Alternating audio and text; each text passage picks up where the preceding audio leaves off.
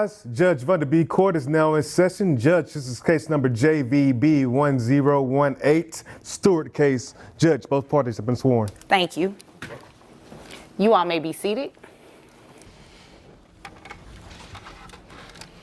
Okay, Ms. Stewart. Ms., I kept the father's last name for our son. Oh, okay.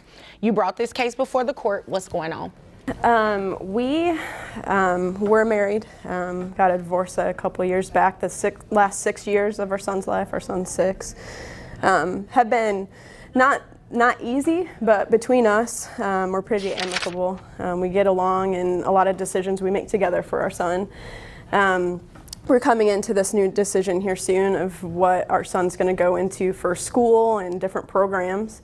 He has been paying child support, but the dues that are going to come up with school are going to be more. Okay. And I wanted to try and get more child support, hopefully to split the difference in the cost of that.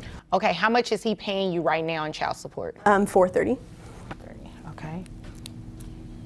And what is it that you're asking in terms of the split? Our son's dues are going to be $1,100 for the new school. What school is this? It's a private school, but he's a brilliant boy, and I think we've done a great job raising him. So to put him into a school that really fits his personality and his education level, I think we agree is. All right, guys. Today's case opens with calm tones, but don't be fooled. A seemingly civil custody setup is about to get complicated. Mom steps forward first, laying out the issue. Their son is bright, accepted into a private school, and she's footing a new bill she didn't plan for. Dad's been paying $430 in child support, but now she wants more, not out of greed, but necessity. She isn't attacking him, she's asking him to step up for their shared responsibility. It's a respectful ask, but one that's clearly walking a legal tightrope. The tension starts soft, but trust, this is the quiet before a financial storm. For him, so. Okay. And what do you have to say about this? Well, I kind of let her make those decisions.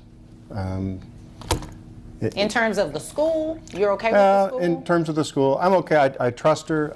It's actually, splitting it is going to be more on the front end, but it's actually less. I looked it up, and it's 9 months. Okay. At $550 will actually be less child support for me in the next year. So I'm not sure, but that's what she wanted to do, so I'm saying okay. Okay. So you guys agree that you would split the $1,100? Is that what I'm understanding? We agreed that we would split the schooling, but the trouble that we're coming into here is just the length of time. I don't want to go 3 months without having any child support, if that's what he's bringing to case.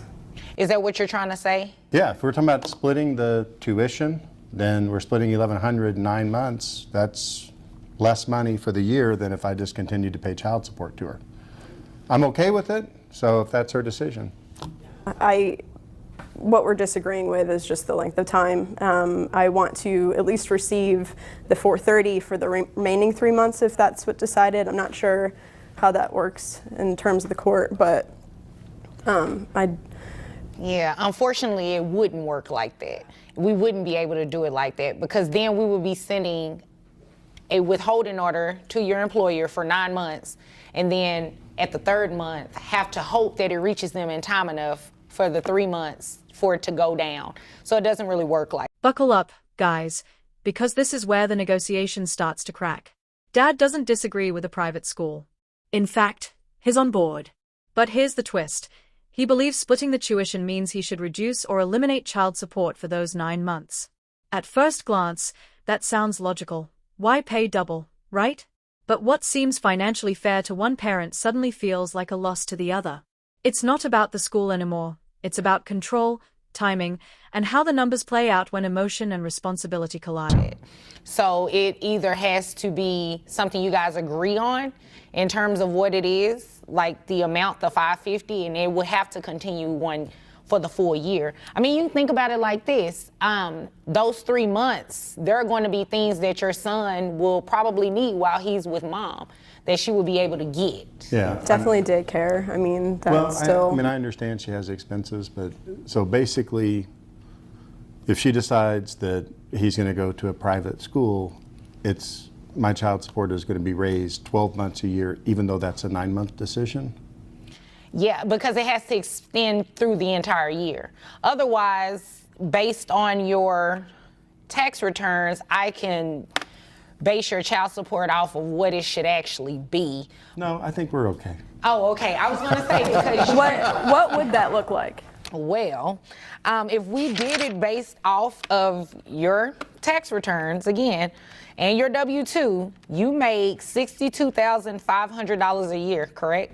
Yes, ma'am. Okay, so health insurance, who carries health insurance? We split it. Okay, good. You guys, double insured. That's very good. That's very good. So if we did your gross, how much do you pay in health insurance for the child? I pay, mine is like $60. $60? $60 a month is all on. Okay. So giving you credit for the $60, that'll bring your gross down. Let me see. Minus the $60, that will bring your gross to about, let's say $5,100, net at $4,156.64. How many children do you have? I have 2 other children. That are under the age of 18? Yes. Okay. So that would be 16%. Yeah, your child support would be about $665. Yeah. Now here's where things heat up. The judge cuts in and drops the first reality check. And it hits hard. Turns out, courts don't toggle support payments on and off like a Netflix subscription. Dad's plan to pause child support during tuition months? Legally, it's a no-go. Withholding orders don't flex mid-year. And suddenly, we're not talking about compromise anymore. We're talking about structure, system, and how the law doesn't care if your math looks good on paper. This is where personal agreements run straight into the wall of procedure. I'm okay with I'm okay with the 550? The 550. I if think you are. the That's 550 okay. is good too. I think it's good too. And I mean, you guys will be splitting the tuition, essentially. Since your insurance is better than mine, just because of your occupation, is there something, I mean, I am all about protecting our son on both sides, but if he was to have full insurance over our son, is that something that we address here, or is that something that we address outside of court? Oh no, you can do it on your own independently. You can go ahead and actually drop your insurance if you would like, because he at least is still covered under Dad's insurance, and there will be nothing wrong with it. This part right here is where the courtroom logic splits. Dad starts to realize that choosing the private school isn't just a financial upgrade, it's a legal commitment. He's stunned to hear that agreeing to the tuition means he'll be paying $550 a month, every month, not just during the school year. The system doesn't allow seasonal parenting, it demands consistency. This isn't about who's right anymore, it's about how the law protects children by enforcing regularity, not budget breaks. One nod to private school, and the court locks you into year-round responsibility. Okay. So we'll discuss that after. Okay. Okay.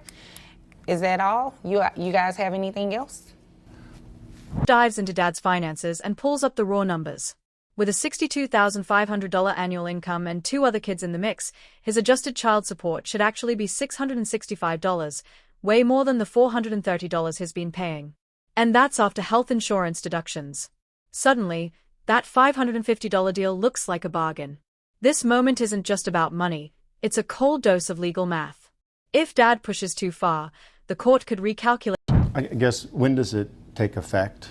It'll take effect the first of each month. So So if today's the 3rd, then it doesn't take effect until the 1st of next month. until the first of next month, yeah. Okay. All right. If there's nothing further, you all are dismissed.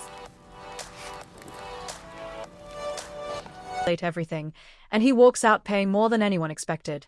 Sometimes the smarter move is the quieter one. Here's where things shift from tactical to thoughtful.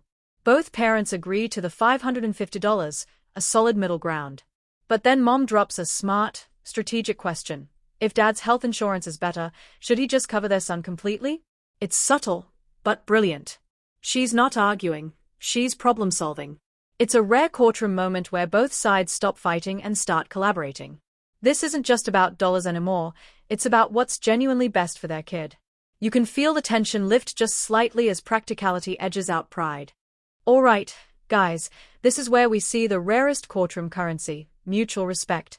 With the money figured out, both parents ease into a space where logic wins.